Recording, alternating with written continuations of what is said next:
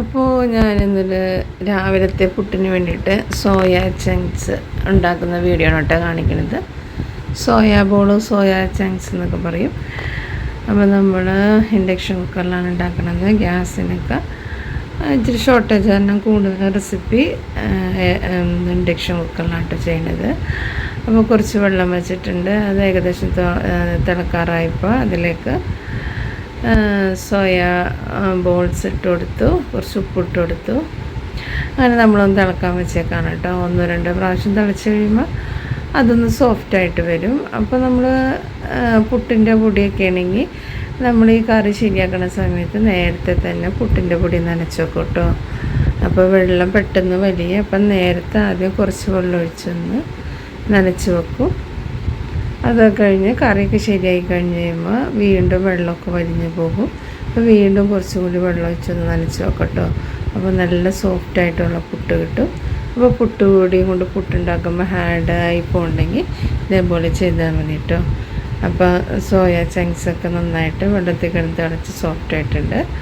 അപ്പോൾ വെള്ളം വേണ്ടിയിട്ട് ഞാൻ ഊറ്റി വെച്ചേക്കാണ് കേട്ടോ. അപ്പോൾ സോയ ബോൾസൊക്കെ റോസ്റ്റാണ് ഞാൻ ചെയ്യണത്. അപ്പോൾ 2-3 ടൈപ്പിലൊക്കെ ഉണ്ടാക്കും കേട്ടോ. അപ്പോൾ ഇന്ന് റോസ്റ്റാണ് ചെയ്യുന്നത്. അതിന് വേണ്ടിയിട്ട് സവാള, ഇഞ്ചി, പച്ചമുളക്, വെളുത്തുള്ളി ഇതെല്ലാം അരിഞ്ഞെടുത്തത് ഞാനൊന്ന് വാട്ടിയെടുക്കുകയാണ്. അപ്പോൾ 20 മിനിറ്റ് ചീനച്ചട്ടിയാണ് കേട്ടോ വെച്ചേക്കണത്. ഇൻഡക്ഷൻ കുക്കറിൽ ഇരുമ്പിൻ്റെ ചീനച്ചട്ടിയാണ് ഏറ്റവും സൂട്ടായിട്ട് വന്നത്. അപ്പോൾ നന്നായിട്ട് വാടി വന്നിട്ടുണ്ട്. ഞാൻ അതിലേക്ക് നമ്മൾ പൊടികൾ ഇട്ട് കൊടുക്കുകയാണ്. അപ്പോൾ അതിലേക്ക് ഒരിത്തിരി മല്ലിപ്പൊടി, ഇത്തിരി മുളക് പൊടി, മഞ്ഞൾപ്പൊടി, ഗരം മസാല, ഉപ്പ് പോരങ്ങി അതെല്ലാം ഇട്ടിട്ട് നന്നായിട്ടൊന്ന് വാട്ടിയെടുക്കണം. മല്ലിപ്പൊടി കുറച്ചിട്ടാൽ മതി, മുളക് പൊടി എരിവിനനുസരിച്ച് ഇടാം കേട്ടോ.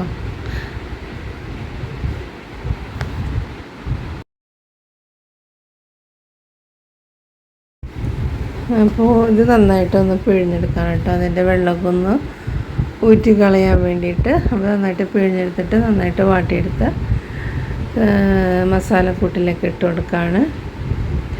അപ്പോൾ ഇച്ചിരി ഗ്രേവി പോലെ വേണമെങ്കിൽ ഇച്ചിരി വെള്ളം ഒഴിച്ച് കൊടുക്കാം കേട്ടോ. അപ്പോൾ കുറച്ച് കറിവേപ്പിലൊക്കെ ഇട്ട് കൊടുത്തിട്ട് നന്നായിട്ടൊന്ന് മിക്സ് ചെയ്ത് കൊടുക്കുകയാണ്. മിക്സ് ചെയ്തതിന് ശേഷം കുറച്ച് നേരം മസാലയൊക്കെ ആയിട്ടൊന്ന് കൂടി യോജിക്കുന്നതിന് വേണ്ടിയിട്ട് ചെറിയ തേയിലിട്ട് വയ്ക്കാം കേട്ടോ. അപ്പോൾ നമ്മളിതൊരു വരട്ടിയെടുത്ത രീതിയിലാണ് വെച്ചേക്കുന്നത്. അപ്പോൾ അടിപൊളി ടേസ്റ്റാണ് കേട്ടോ. ബീഫ് നന്നായിട്ട് റോസ്റ്റ് ചെയ്തോളാണ് നല്ല ടേസ്റ്റ്.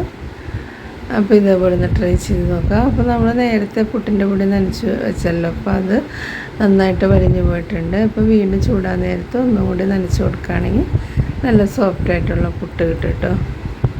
അപ്പോൾ ഈ ട്രിക്ക് അറിയാൻ പാടാത്തവർ ഇതേപോലെ ഒന്ന് ട്രൈ ചെയ്ത് നോക്കാം.